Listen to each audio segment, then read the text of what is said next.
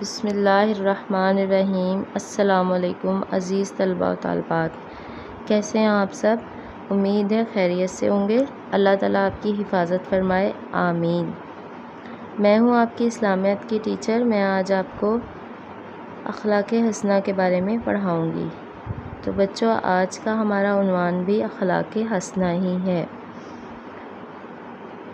اخلاق حسنہ سے مراد اچھے اخلاق یعنی سب سے اچھا سلوک کرنا، ہماری تمام اچھی عادتیں، مثلاً سلام کرنا، ماں باپ کا ادب کرنا، دوسروں کو اچھے ناموں سے پکارنا، سچ بولنا، بڑوں کا ادب کرنا، چھوٹوں سے محبت کرنا، مہمان نوازی کرنا اور دوسروں کی مدد کرنا سب اچھے اخلاق میں شامل ہیں۔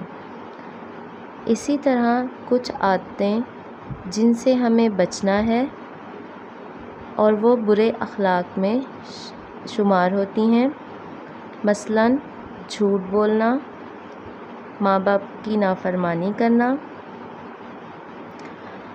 مہمان نوازی نہ کرنا، دوسروں کی مدد نہ کرنا وغیرہ۔ بچوں، آپ نے میرے ساتھ ساتھ پڑھنا ہے تاکہ آپ کو بہت اچھے سے سمجھ آ سکے۔ تو آئیے ہم ریڈنگ کرتے ہیں۔ اخلاق حسنہ۔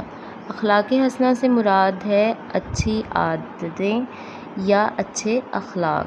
قرآن پاک میں ہے کہ حضرت محمد صلی اللہ علیہ وآلہ وسلم اخلاق کے اعلیٰ درجے پر ہیں، یعنی سب سے اچھے اخلاق حضور نبی اکرم صلی اللہ علیہ وآلہ وسلم کے ہیں۔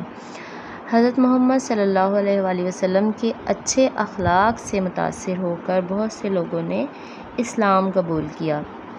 آپ صلی اللہ علیہ وآلہ وسلم ہمیشہ سچ بولتے تھے۔ سچ بولنے کی وجہ سے عرب میں صادق کے نام سے مشہور تھے۔ حضرت محمد صلی اللہ علیہ وآلہ وسلم کو سادگی بہت پسند تھی۔ آپ صلی اللہ علیہ وسلم خود بھی سادہ رہتے تھے اور دوسروں کو بھی سادہ رہنے کی نصیحت فرماتے۔ ہمیشہ دوسروں کے ساتھ اچھا سلوک کرتے تھے، دوسروں کے کام آتے تھے۔ حضرت محمد صلی اللہ علیہ وآلہ وسلم بے حد مہمان نواز تھے۔ آپ صلی اللہ علیہ وسلم کے ہاں کوئی مہمان آتا تو آپ صلی اللہ علیہ وآلہ وسلم بہت خوش ہوتے تھے اور اس کی خدمت بھی بہت کرتے تھے۔ ہمیں چاہیے کہ ہم اپنے پیارے نبی حضرت محمد صلی اللہ علیہ وآلہ وسلم کے طریقے پر چلتے ہوئے اچھی عادتوں کو اپنائیں اور نیک کام کریں۔ امید ہے آپ کو ریڈنگ کی سمجھ آ گئی ہوگی۔ اب آپ نے توجہ سے ریڈنگ کرنی ہے تاکہ جب میں آپ سے سوالات کروں تو آپ آسانی سے جواب دے سکیں۔ بچوں، اپنا خیال رکھیے گا۔ اللہ حافظ۔